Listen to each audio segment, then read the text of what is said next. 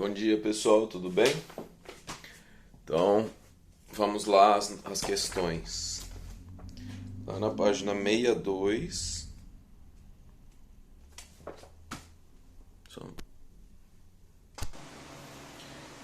Questão 1. As substâncias orgânicas de um ser vivo estão em ordem decrescente de abundância, ou seja, do maior para o menor. Substâncias orgânicas. Porque se a gente for considerar substância inorgânica, a mais abundante é a água, né? Bom, a alternativa correta é a alternativa D. Proteínas, em seguida lipídios, em seguida glicídios e por último os ácidos nucleicos. Então, proteínas, ela constitui cerca de 15% do ser vivo. Os lipídios, né, que formam nosso tecido adiposo e também as membranas das células, vêm em seguida. Os glicídios, em terceiro lugar, e por último os ácidos nucleicos, que estão restritos ao núcleo da célula, é uma molécula informacional, né? Bom, questão número 2. Para degradarmos uma proteína em seus aminoácidos constituintes, precisamos quebrar as ligações peptídicas, o que consome água como reagente.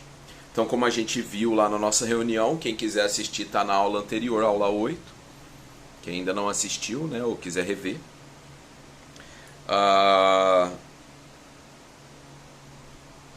Os aminoácidos, eles se ligam através de ligações peptídicas um com o outro, que envolve o radical amino de um aminoácido e o radical carboxila do outro aminoácido, que é o ácido, né, ácido carboxílico.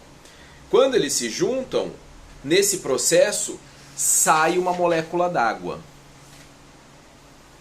E aí eles se tornam um dipeptídeo, né, dois aminoácidos juntos. Se você quiser retirar um dos aminoácidos, você tem que devolver essa molécula de água. Aí o nitrogênio vai lá pegar o seu... Vamos ver aqui.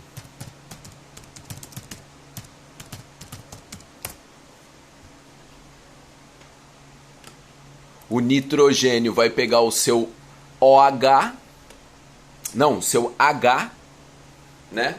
E voltar a CnH2. E a carboxila, né, o ácido carboxílico, vai pegar o seu OH. Tá bom? A gente viu isso na aula anterior, né? Então, quando ocorre a ligação peptídica, a carboxila joga fora o OH e a amina joga fora um hidrogênio. Então, isso, OH mais H, vai formar uma água. E aí eles ficam com a ligaçãozinha livre e dão as mãos, né? Faz uma ligação covalente. Para que você desfaça isso, você tem que devolver o OH para a carboxila e o H para a amina. E aí eles vão se separar novamente. Então é assim que se desfaz a ligação peptídica. Consumindo uma água como reagente. Uma molécula de água para cada ligação peptídica. Quem que faz isso ser possível? Uma enzima, né? Lembra lá que as enzimas são tipo aqueles robozinhos que vão encaixar ali, fazer com que a água entre no lugar certo para separar isso. As enzimas então catalisam as reações, ou seja, elas aceleram, tornam possível as reações bioquímicas, né? Nesse caso é uma enzima específica que tem no nosso corpo, no nosso estômago, que chama pepsina, que realiza a digestão das proteínas. 3. Nossa dieta deve conter necessariamente o aminoácido triptofano, pois o corpo humano não consegue produzi-lo. O bolor do pão, por sua vez, não precisa ter nenhum aminoácido em sua dieta, pois é capaz de produzir todos os 20 tipos de aminoácido de que necessita. O triptofano, portanto, é um aminoácido essencial. Aminoácidos que nosso corpo não tem a capacidade de produzir são os chamados essenciais. Então, essencial para a espécie humana. Sim, porque a gente não é capaz de produzi-lo. Então, essencial. mas natural para o bolor do pão. Sim, porque o bolor do pão tem a capacidade de produzir esse aminoácido. Então, para ele não é um aminoácido essencial, é um aminoácido natural. Número 4, questão de número 4.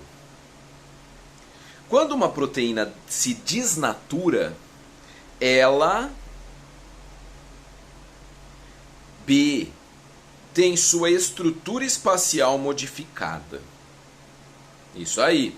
Então lembrando que a proteína ela vai ter a sua estrutura espacial devido às interações de pontes de hidrogênio, de disulfeto, que são essas ligações fracas que ficam entre ela, né? E aí ela adquire aquela forma espacial toda enovelada, que nós vimos, né? Já vimos.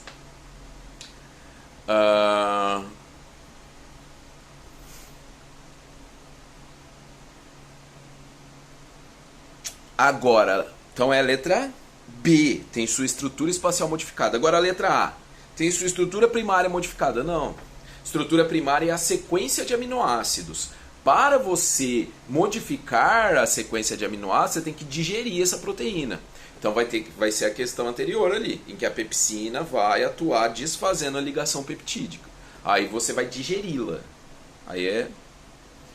Desnaturar é você desfaz essa forma espacial. Você deixa ela praticamente na forma primária dela, ou seja, a sequência de aminoácidos.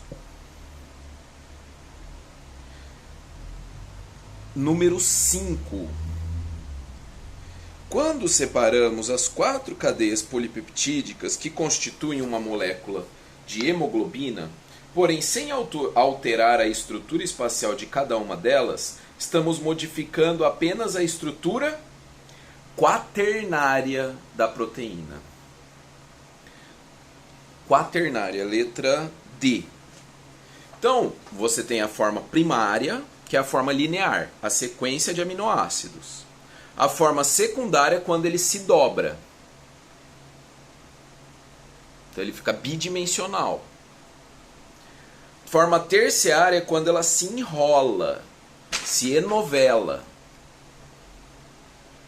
E forma quaternária se tiver outras proteínas que vão interagir, se unir, através de ligações fracas, né, de sulfeto, pontos de hidrogênio, para formar um complexo proteico maior. Por exemplo, a hemoglobina. Ela tem um átomo de ferro e 4 grupos M em volta, que são essas proteínas aí. Essas 4 subunidades que formam a hemoglobina, junto com o átomo de ferro.